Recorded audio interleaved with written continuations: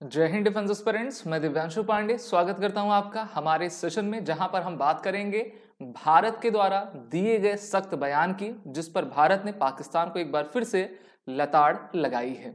यहां पर पाकिस्तान के द्वारा भारत के साथ एक बार फिर से अच्छे संबंधों की बात की गई, वहीं पर भारत ने पाकिस्तान को आईना दिखाया है। तो भारत ने क्या कहा है और इस किस प्रकार से जो है यूनाइटेड नेशन सिक्योरिटी काउंसिल में भी पाकिस्तान के अस्थायी सदस्य बनने पर साउथ एशिया का माहौल रहेगा, इसके बारे में हम चर्चा जरूर करेंगे। शुरुआत करते हैं आज के सेशन की।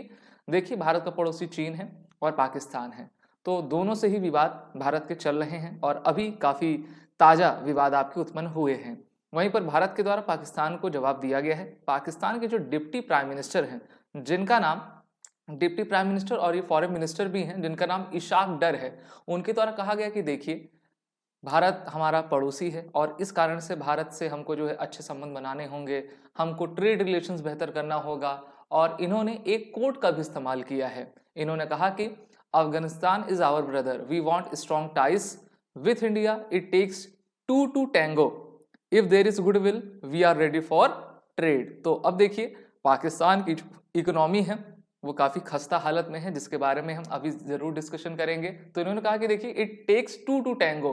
अब इसी पर जो है, जब यही क्वेश्चन हमारे MEA के प्रवक्ता रणधीर जायसवाल जी से पूछा गया, तो उन्होंने कहा कि the relevant T word there is terrorism and not tango, Jaiswal stated formally during the MEA briefing. तो भारत ने कहा देखो भाई, टैंगो एंगो नहीं चलेगा ना, और यहाँ पे हम कोई भाई बंधु नहीं है और आप हमारे फ्रेंडली नेशन तो बिल्कुल भी नहीं है।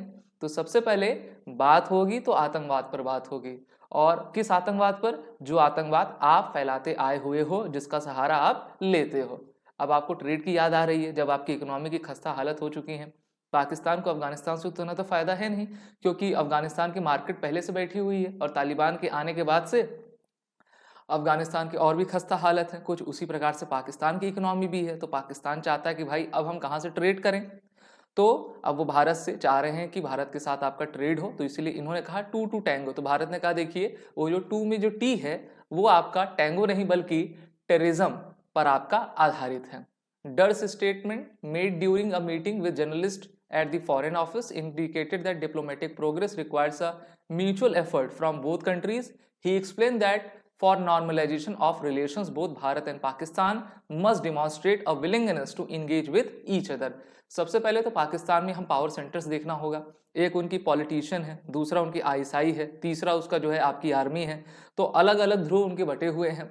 किसके साथ कौन बात करे ये समझ में बिल्कुल नहीं आता, और भारत काफी अच्छे तरीके से जानता है। और भारत ने पिछले 10 सालों में पाकिस्तान से किसी भी तरीके की वार्ता या फिर ट्रेड आपका नहीं किया है। पाकिस्तान को डर है, जो आर्टिकल 370 हट गया था उसके बाद से भारत तो और भी सख्त रूप अपना लिया है। यहाँ भी जितने अलगाववादी टेररिस्ट समर्थित नेता थे उनको जेल भेजा जा चुका है। उनके प्रॉपर्टी पर जो है भारत सरकार के द्वारा मुकदमा लगाया गया है। तो इस कारण से भारत अपने जम्मू कश्मीर को और लद्दाख को 2 सेपरेट यूटी बना दिया है, और शांति व्यवस्था यहाँ पर हम उत्पन्न करके जो है जम्मू कश्मीर का विकास लगातार करते जा रहे हैं। वहीं पर अगर हम पाकिस्तान को देखें तो हाई इन्फ्लेशन, पॉलिटिकल इनस्टेबिलिटी से पाकिस्तान हमेशा आपका भरा हुआ है। 1947 से लेकर अभी तक पाकिस्तान में ऐसा कोई प्रधानमंत्री नहीं हुआ जिसने अपना 5 साल का पूरा कार्यकाल पूरा किया हो, क्योंकि आप जानते हो कि वहाँ की मिलिट्री के द्वारा जो है प्रधानमंत्री बैठाए भी जाते हैं और हटाए भी जाते हैं। तो इस कारण से पाकिस्तान काफी मेजर सेटबैक इकोनॉमी में आपका जा रहा है। It has left Pakistan to rely on IMF on friendly countries like China for loans to meet it needs. Bharat has repeatedly underscored that terrors and talk can not together. तो भारत ने कहा था कि बम और बंदूकों की आवाज में शांति के स्वर सुनाई नहीं देते। तो इसलिए सबसे पहले हमें टेररिज्म को खत्म करना होगा। सुषमा स्वराज के द्वारा भी यही कहा गया था, मोदी जी भी यही कहते हैं। मोदी जी का कहना है कि terrorism is an enemy of humanity and there can be no ifs or buts in dealing with it. We must overcome all such forces sponsoring and exporting terror. तो भारत का तो ये सख्त रुख है और ये होना भी चाहिए।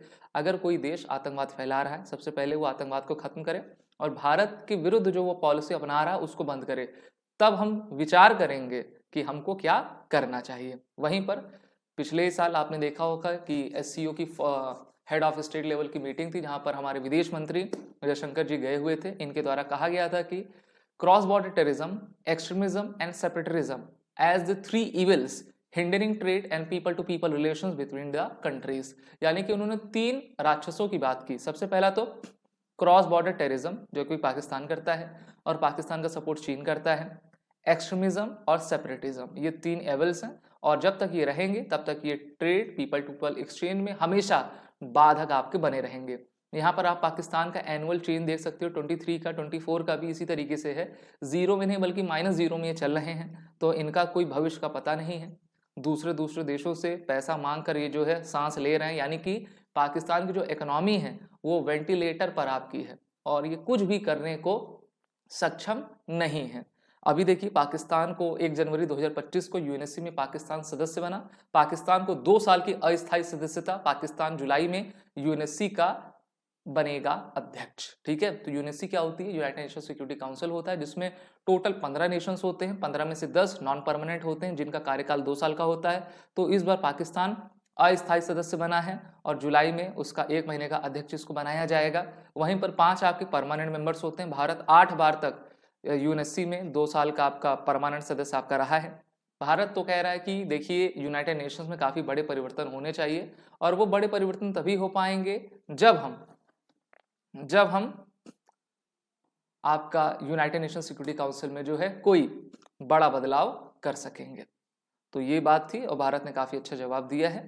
आगे जो भी लेटेस्ट न्यूज़ रहेगी उसको हम ज़रूर कवर करेंगे। वीडियो को लाइक शेयर आप सभी ज़रूर करें। साथ ही साथ हमारे कोर्सेज बंडल टेस्ट सीरीज़ को ले लें, जिससे कि आपकी तैयारी बेहतर हो सके। ऐसे डिफेंस एस्पिरेंट जो कि अपने आने वाले एसएसबी इंटरव्यू की तैयारी कर रहे हैं वो हमारे कोर्सेज में जुड़ें और अपनी तैयारी करें, जिसकी लिंक नीचे डिस्क्रिप्शन बॉक्स में दी गई है। जय हिंद। अगर आप एक डिफेंस एस्पिरेंट हैं और SSB interview, NDA, CDS, AFCAT जैसे एग्जाम्स के लिए प्रिपेयर कर रहे हैं तो आप एसएसबी क्रैक एग्जाम्स के कोर्स को चेक करना ना भूलें। आप हमारी लर्निंग एप्लीकेशन को गूगल प्ले स्टोर से भी डाउनलोड कर सकते हैं।